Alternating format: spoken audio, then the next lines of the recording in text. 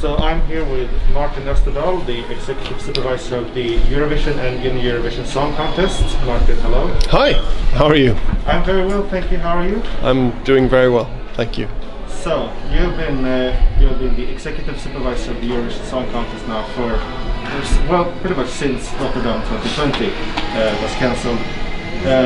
So maybe now you would know, what would you say some differences are between being the Executive Supervisor and the Executive Producer, like you've been for 2 years in the Eurovision Song Contest? No, it's a very different role, you know. And again, being the executive producer is also very different from year to year, depending on how you organize your team and your production. But here, my main role is to make sure that all the stakeholders are aligned. And you know, we have a lot of stakeholders in the Eurovision Song Contest and in the Junior Eurovision Song Contest. And it's a lot about communication, especially in these times when we have challenges that we haven't had before. To make very thorough preparations, very thorough contingency planning, and to communicate those very regularly with all our members and stakeholders. I think that's the key, and that's different from when you're the producer at the host broadcaster. Then you're more focused on the national agenda, of course, and the producing of your show. So you would say, as an executive producer, you are more focused on the show itself. As executive supervisor, it is more the logistics of like making sure the entire show runs perfectly for everyone. No, I mean, as the executive supervisor, I'm focusing most on the show as well, as much as I can. I focus on the show, and I you know, it's really important to make sure that the voting is working correctly, that all participants have the same opportunity for rehearsals. That we make sure that the playing field is as even as possible, so to speak, in the build-up to into the contest, whether it's the Eurovision or the Junior, and also that everyone has the same opportunity on the night of the show. So I'm following the show very closely as the executive supervisor, but of course, as the producer, you work with it for a longer period of time, because there's simply more attention to detail that you have to focus on if you're producing rather than supervising. Speaking about the show, this is the second Junior Eurovision Song Contest since the COVID-19 pandemic broke out. What would you say what would you say you have learned from the 2020 contest in Poland, and were there any differences between this hosting and the one in 2020, but like major differences that you noticed? Yeah, I mean, every year has its challenge, as we say in the Eurovision team.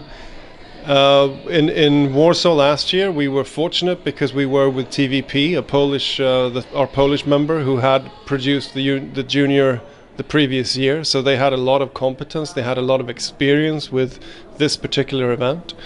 Of course, the pandemic was in an earlier phase also in Warsaw, so it was different from what it is today. Today for this contest, we knew more about the pandemic, but then, of course, only 3-4 weeks before we came here to Paris, we had the new variant, the Omicron, and that caused a lot of distress, a lot of concern, a lot of worry. So the thing, when you're a producer of live television, you always have to make backup plans. You always have to make different scenarios and prepare.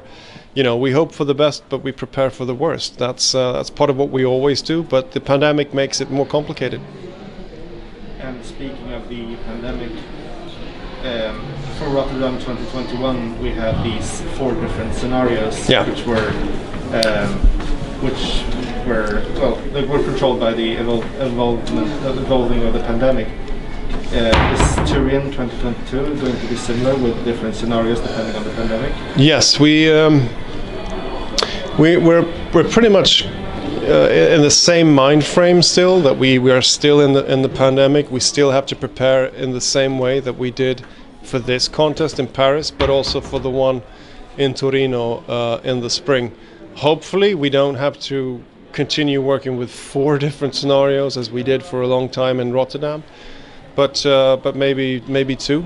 I think 2 is realistic from now on to Torino, and hopefully when the sun returns and the temperature is warmer in Europe, the pandemic will be less complicated. You made the decision to keep live on tape for 2022. Is it because there's an uncertainty that all countries will not make it like in 2021? Yeah, I mean, we saw just now what happened when there was a new variant of this virus. That a lot of travel restrictions changed again. A lot of new measures were put in, new restrictions were put in, and we simply can't take the risk of that happening again. It's such a big production. You know, it's 41 countries who have signed up for the Eurovision Song Contest in the spring. It's a massive investment for RAI, the Italian host broadcaster, and we have to make sure that we have, you know, that we can guarantee a contest, and the live on tape backup is ultimately the you know, the final guarantee that we know that we will have a contest. Okay, thank you. And one last question, of course, I have to ask it.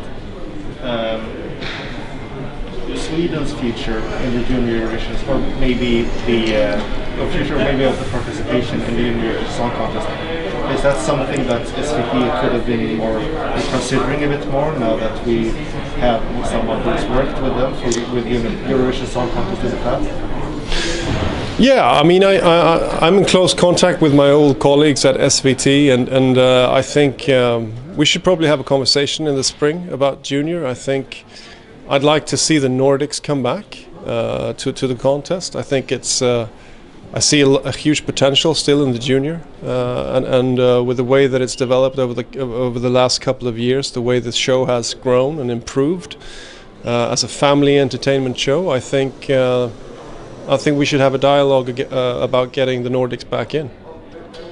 Okay, thank you very much. Thank you.